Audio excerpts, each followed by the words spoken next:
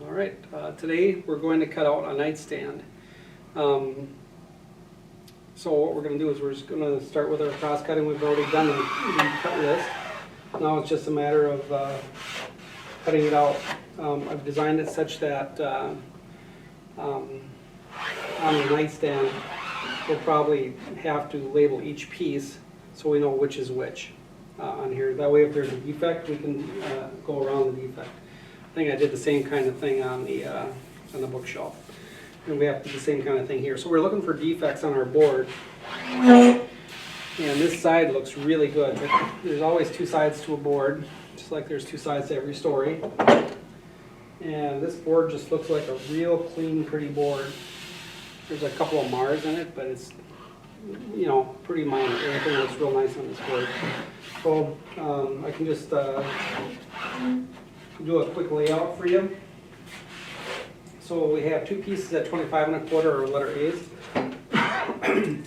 We'll just hook on and make a mark at 25 1/4. And pretty much on this board, because we're lucky, we'll just be able to just cut right down our material list. There's 25 1/4, and 25 1/4, which is our letter A's at B. You see how I just came to the last mark and made a mark over here at 25 1/4. If you need some help holding your tape measure, just grab one of your friends or somebody in the classroom. They can hold one end of your tape measure for you. Right on the mark. So then I'll just put a little mark on that one that's done. Make a mark. I'll need a letter B, which is the top, and that one is 16 1/2. Make a mark at 16 1/2.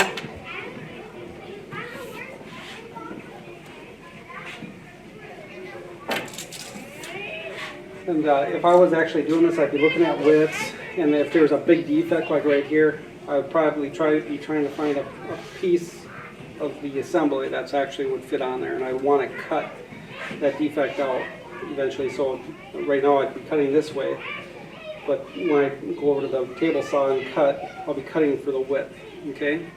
And that's where you typically cut that out if you have a defect. If you have a large knot that's kind of off to the side that you want to get rid of, the rest of the board is fine or something, then you can just cut that out at that point if you have enough space. So anyway, we've done that one. I'm just going to make a little mark on that one. Kind of like a little horizontal check mark. Okay. Letter C is just a piece of 3-inch material cut in half. And we have our letter D, which is our shelf. And that is 13 5/8. 13 5/8. I should be labeling these as I do it. So the first two are A's. We just put just super lightly write it right next to the mark. So letter A, and then I think I have B. Yep, this is B. And then let's see here. We said C is a different piece, and then we have letter D. So that's 13 5/8. Got a little frog in my throat today. 13 5/8. All right, so we're only going to have, I'll be probably under a 2-inch drop off this board. I always leave a little bit of extra material at the end so that if there's a mistake, we can take care of it. But we don't always have that luxury. Okay, and that was for our shelf, so that was behind E. The last one I'll label as behind E. And like I say, you'd be doing this out of order if you needed to. Nobody says you have to go A, B, B, whatever, right down the thing. If the best piece of material is actually down here, that's why you're labeling what each cut is, so you'll know which one is which. I didn't have to do it on this one, so I was kind of lucky. But I will be checking that on each one of these to verify that I'm doing the right cut on the right line so that we don't make a mistake, because I want you to do that for sure. So if you have to start out with what is the letter behind E, if you have to start out with a behind E, then start out with a behind E. It doesn't matter as long as you get all the pieces and you mark each one. And I also want you to mark it off on your notes as you're doing it off to the side. Okay, so that way you'll know you've already cut it. When you get multiple pieces coming out on one piece of stock, it can be kind of tricky to remember. That's why you need to check it off, okay? All right, I'll just hold up my little check marks. I don't know if you'd even be able to see it on camera. That's the way I checked it, just way off to the side right by the quantity. You can see these little check marks right here. That's what I was doing just to check off each piece as I was coming across, okay? Back when I was first starting out, I knew I had enough material, but I wasn't always efficient in the way I approached it. And so you guys are reaping the benefit of those mistakes I made.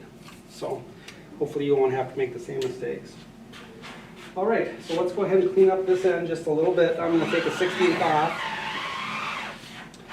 In fact, I'm going to move that out a little bit.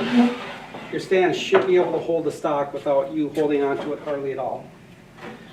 Sometimes you got to balance a little bit, and that's fine, but I just don't want you holding the whole weight of the piece of material. That should be substantially better now. Yeah, see how it's holding the stock without me having to even mess with it pretty much here. So what I'm going to do is, see how my thumb is pointed down, I'm wrapping it around right now, so I can just come over. I can take about a 16th off. Okay. Oh, and see my sleeves are rolled up.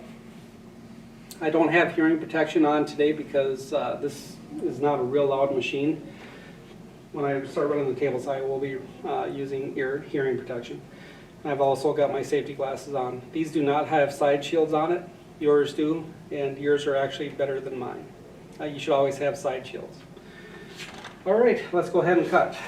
So I'm putting pressure down with my fingers, and I'm pushing back into the fence with my thumb. My thumb is pointed down.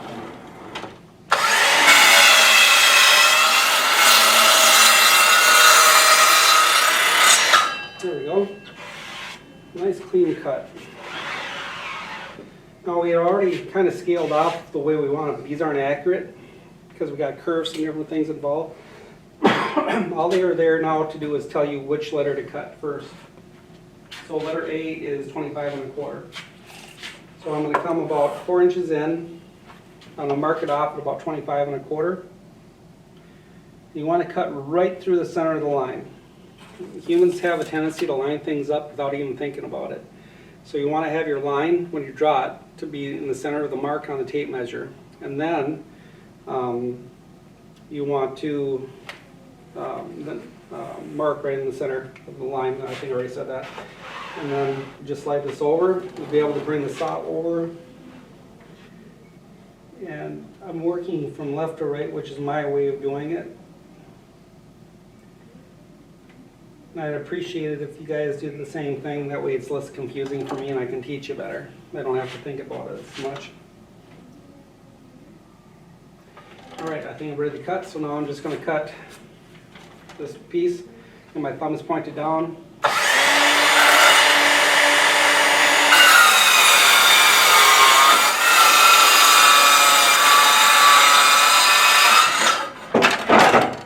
And see, or should I have that stock? This one's too far over. So I'm going to go ahead and just move that over a little bit.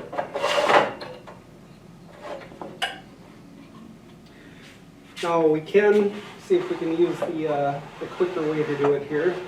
Just see if it'll work. It's okay to move this thing too. If it's not working for you anymore to hold the sock, just move it. There we go. So what I'm going to do is I'm going to put this piece right on top of the other one. My problem with doing this is if you made a mistake on the first one, it's going to transfer that same mistake over to this one. So I usually measure it over and just double check it. It looks like it's just a tweak long, so I might actually try to make a small correction for that. Oh, I see why. I still see the line right here. So I didn't cut through the center of the line, so this time I'm going to cut through the center of the line. And I'll cut both of them at the same time.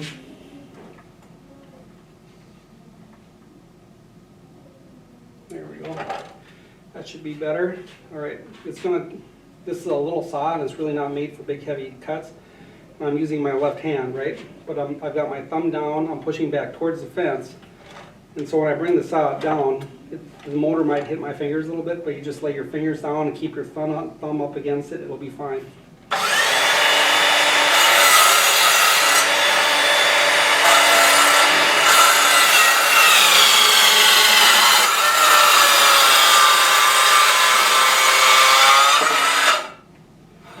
See how the stock rack or the saw mount held everything?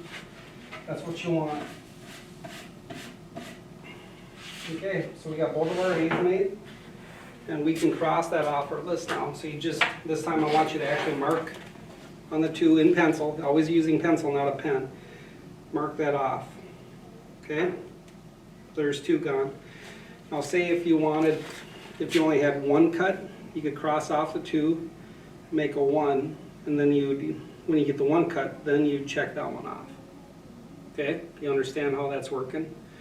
I just did both of them at the same time because that's the way it lined up. But say you had on your board, you had, the first cut was letter A, but then you had to jump back to, say, behind E. You just cross off the 2 and put a 1 next to it. And that way you know that you've still got it. Organization in this kind of work is very, very important, especially when you're only making 1 at a time. If you're making multiples, you'd still probably want to follow the same premise, but maybe a slightly different tactic. So, anyway, we got both of our A's done. Let's see, what are we cutting next? We're cutting a B. So look at the length for letter B, it's 16.5. See, we're off our thing again. Most of it's being held by the saw itself now, but I'm still going to slide this over a little bit more. Eventually I'm going to run off where I won't stay on the support anymore. That's just the way it is. Most of the time the saw will take up most of that. So now we're looking for 16.5. So I come about 3-4 inches in, I mark it off. That looks about right. Bring this over. Keeping in mind that I want the curve to be on the left side of the mark. If I put it on the right side, my stock is going to be too short. So you always want to be on the right side of the curve. If you have to make a little mark, so if you've measured from right to left, you want the curve to be on the left side of the mark. You can put a little X there if you want. It won't hurt a thing. Just don't make it too dark so you have to erase it. But you have your mark and then the X, and you know that you want the curve on in this case, the left side. All right, so let's see, we got that. So now I'm pushing down with my fingers, holding with my thumb.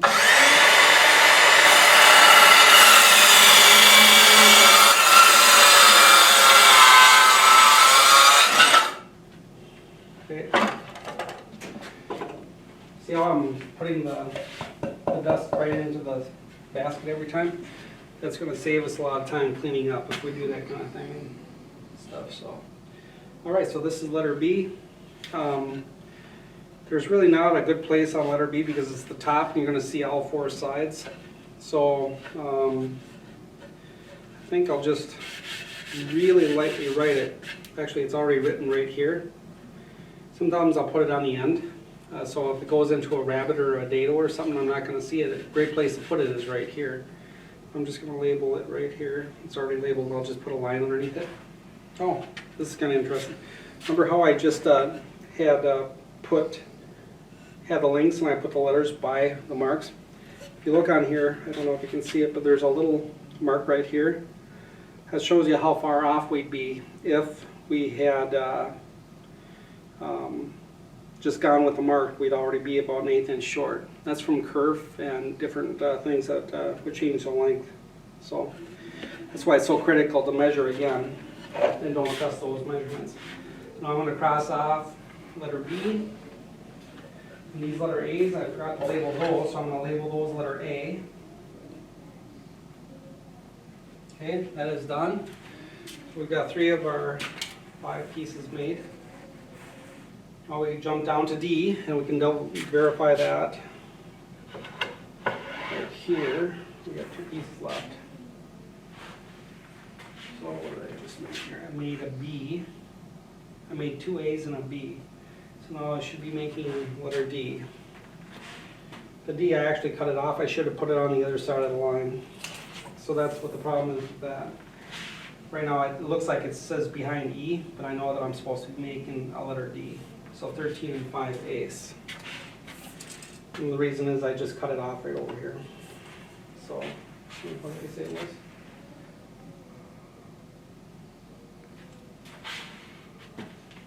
What is that? So I made 2 letter A's, I made B. Yeah, the next one is letter D, so 13 5/8. Oh, I labeled that wrong, didn't I? Oh, I got it right. It's letter B. All right, yeah, it's just where I put it on there. It does not hurt to check, and recheck again. Will save you a lot of time and frustration. So our letter D is 13 5/8. So come in about 3-4 inches, mark it at 13 5/8. All right, that looks good. We'll slide this over and make our cut. After we, here we go. All right, so now I'm going to pull the trigger and cut.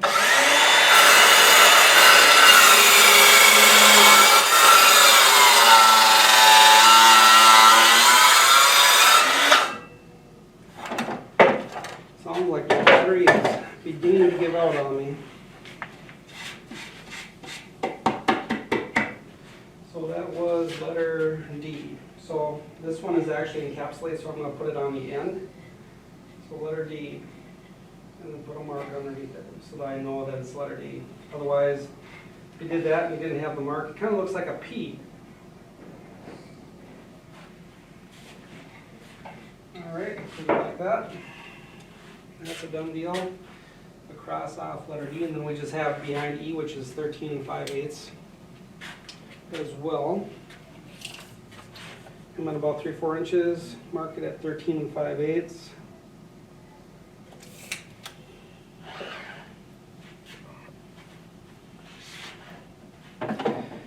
By the way, too, as we're doing this, I'm going to be double checking your measurements to make sure they're accurate.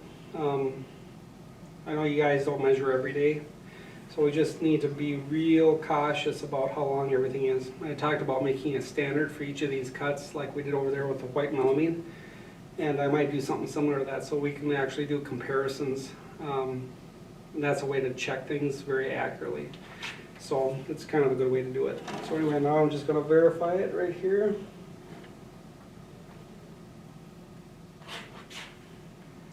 Okay, I got that set. I'm going to do the same kind of thing. Oh, see how it tipped up a little bit. You don't have a big enough core, that's what happens. They start getting a little shorter. There, that looks pretty good.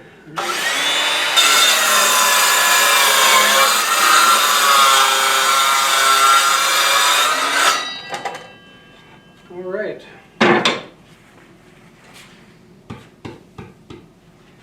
And this is our behind E, I believe. So I'll mark it behind E.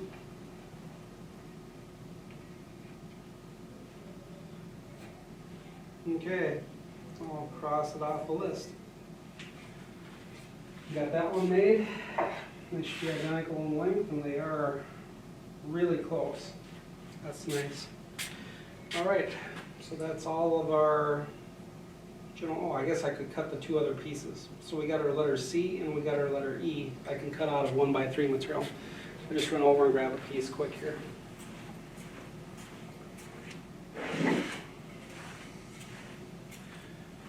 Okay, this material again will be made out of basswood.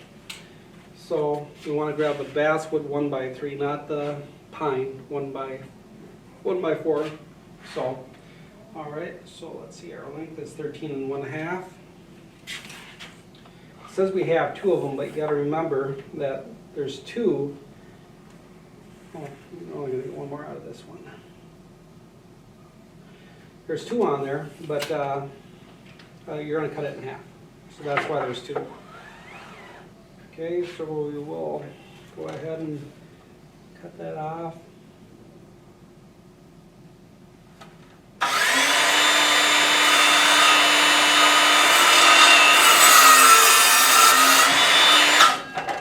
All right, got that done. So we can either label, they're both exactly the same length, 13 1/2 and 13 1/2. So I just need to cut two of them. So I'm just going to mark this one letter C. Actually, on the end, I'm going to put two letter C's because I know I'm going to cut it in half. That way I know they're already pre-labeled, and when I cut it in half, they'll both already be labeled. So over here, I got to run over and grab a another piece.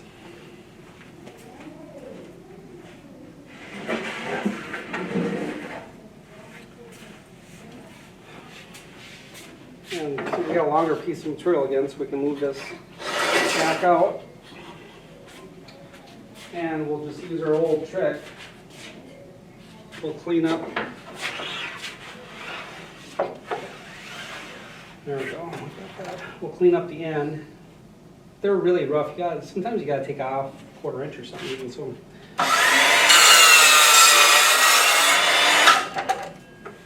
Okay, that is nice and square. I'll just use our old carpenter trick. Usually I like to come from the other end to do this. So I can hold it with my left hand better because the motor's not in the way.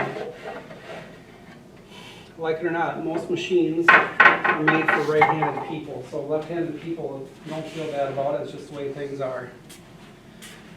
Sometimes you just gotta accept the way things are. So move this stock support out a little bit. See, I already chewed that up, so all I really have to do is put this up on top. I'll flush up the two pieces. Okay, I'm just going to double check to make sure that's the right length before I make another one. Looks like it's really close. So I'm going to go ahead and touch off on the blade and make my cut. So just bring it over until it touches the blade.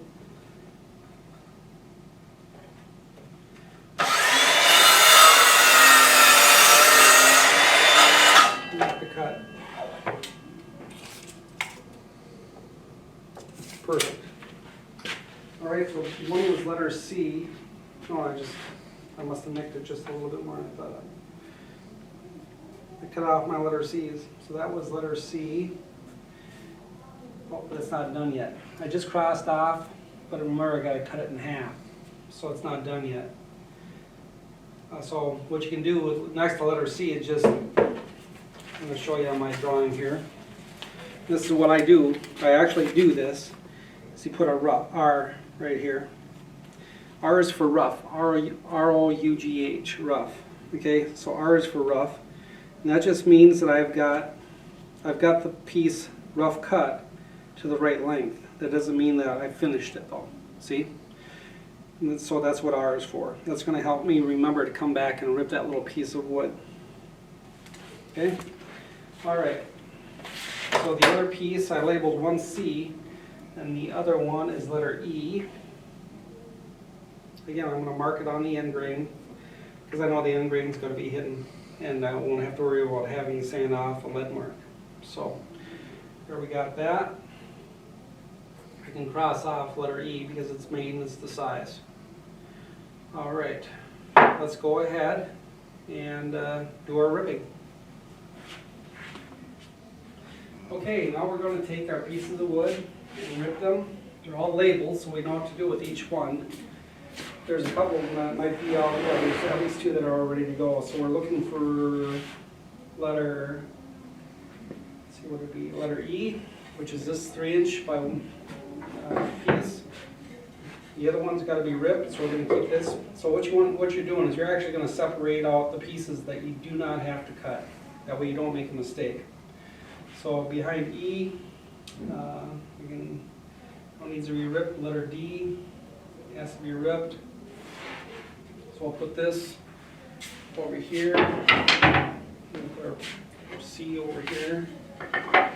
And then, I don't care where you put it as long as you put it somewhere away from where you're going to actually cut. So this piece is letter, oh that's right, I just did that little tiny letter B. Letter B is one of the ones you don't have to cut. So we're going to put those two together, and then our letter A's have to be ripped as well. Okay. Well, I'm going to get the saw turned on here, and off we go.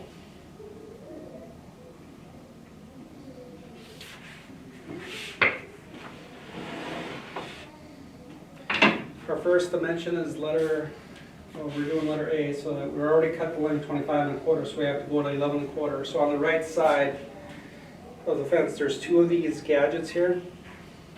See, there's this thing here. There's the same kind of thing on the other side. And so what you do is you want to put that over on 11 1/4. The a lot older saws and stuff that aren't calibrated, you actually have to measure between the fence and the blade. But I have very carefully calibrated this saw, so it's pretty accurate. It's still not perfect, obviously, but it's pretty accurate. Okay, and then we got to make sure the blade height is right. You want to have it about 1/8 inch above. It's like the magic number for most saws. You want to have your blade exposed by about 1/8 of an inch. I've heard a lot of varying accounts for why that is, but the most compelling one is that if you end up cutting through the, so your fingers on the top of the stock and the saw is cutting and you cut through the stock, you only cut 1/8 inch into your fingers. Well, any cut is too much, so we're not going to do that at all. But anyway, see, the blade is just barely sticking above about 1/8 inch or so. So that's what we're looking for. And we looked at our edges to see which one you'd like to cut. I think I like this little bit of color right here. I'm going to leave that put, stay with the piece, and cut the other side off.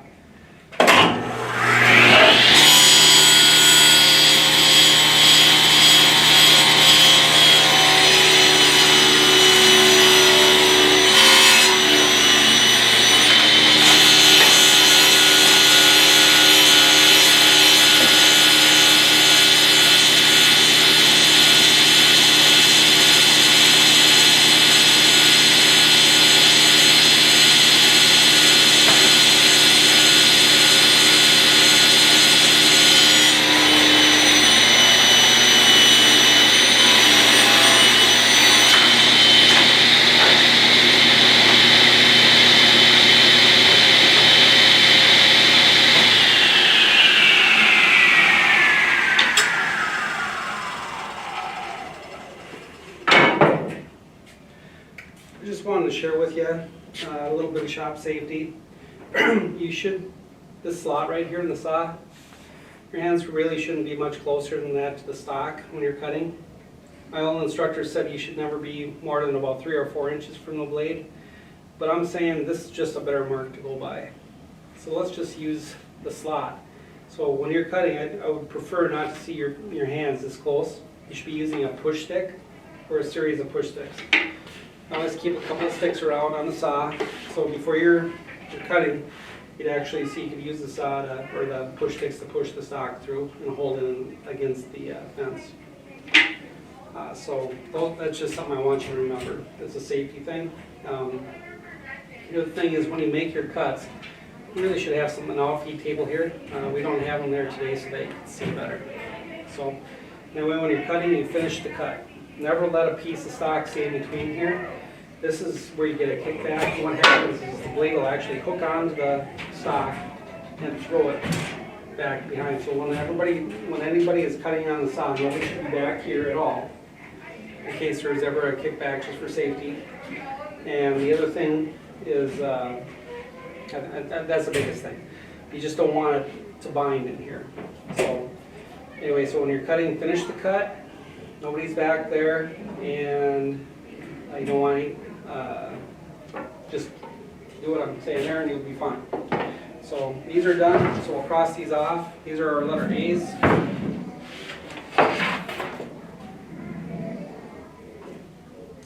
So now I've got a cross mark. So I know I've cut them to length. Now I'm going to put another mark on my, I've made check marks to say that I've cut them to length. Now I'm going to make another mark across the check mark like that to say that I've cut it to the final size. So there's a lot of ways to do that. On this one I said R, and that just means I need to make it's rough and I need to make one more cut. So there's a couple ways to do it. So when I come down here, you'll see I'm a little mark. This one's a little muddled up. But when I do my next one, like on letter B here, in fact we'll just do letter B, I'm just going to make a little cross mark right there. But you don't ever mark them off until you've done them. Okay? So letter B actually is a top, so I don't have to do that one. That one's already over here. So let's do letter C. That will require 1 7/16. So use the indicator on the right Bring this over to 1 7/16.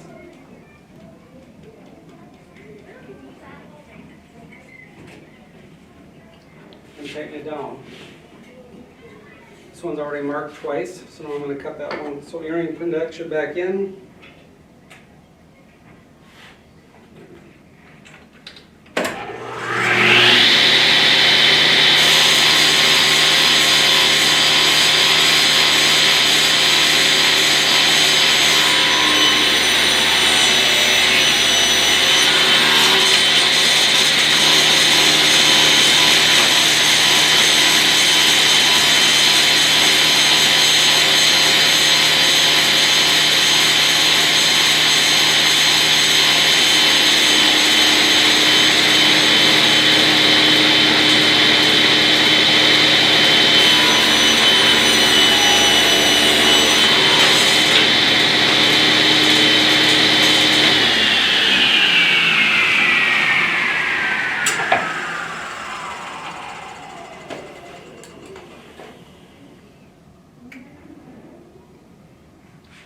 Okay, E was right here, and that was already the size, so I just put that little extra mark there.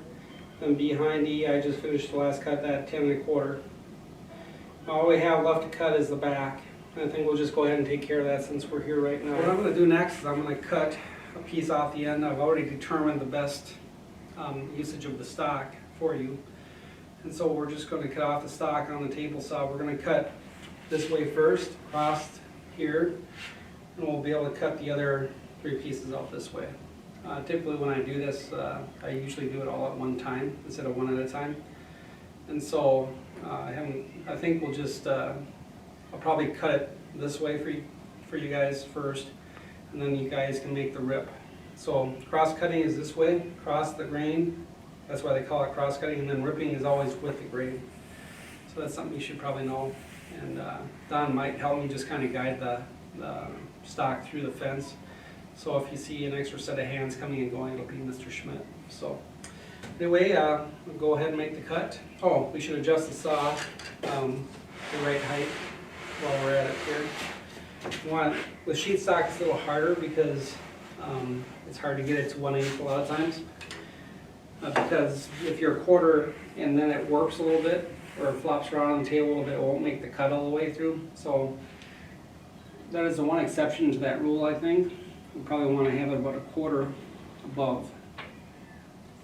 So the saw will be roughly a 1/2 inch above the stock, or a 1/2 inch off the surface of the saw. So, well, let's go ahead and make our cut.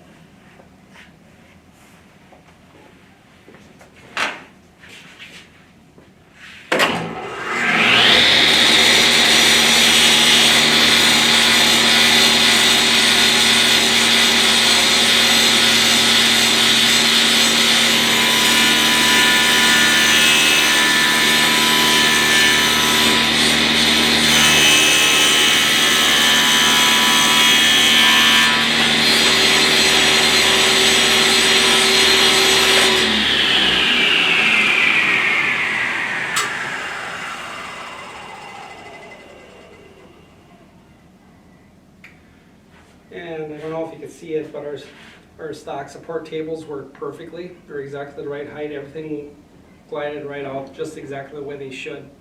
If you got a piece of stock that you're not going to use right away, especially sheet stock, you want to put it right away back in the rack. So we're going to go ahead and put that right away back in the rack. Mr. Schmidt will take care of that for us. And then we'll be sitting ready to go for the next cuts here. See, I'll probably cut out at least a couple more. And then I'll just cut out the one. Just the one for the one I'm working on. So you guys can have the fun of trying out the new saw. So on the plywood, you can see that we have a defect right here. Okay, there's plenty of width here. We're going to have more than enough. So I'm just going to cut that out first. And so what I'll do is I'll just add it to our finished cut, and then I'll come back and I'll cut that side off. Okay, so our finished cut will be at 14 1/4 wide. So I'm gonna add another quarter to that to make sure we have enough to clean that piece off. So 14 1/4 plus a quarter is 14 1/2. So I'll go ahead and set this at 14 1/2. That looks pretty good right there. I'll make the rip.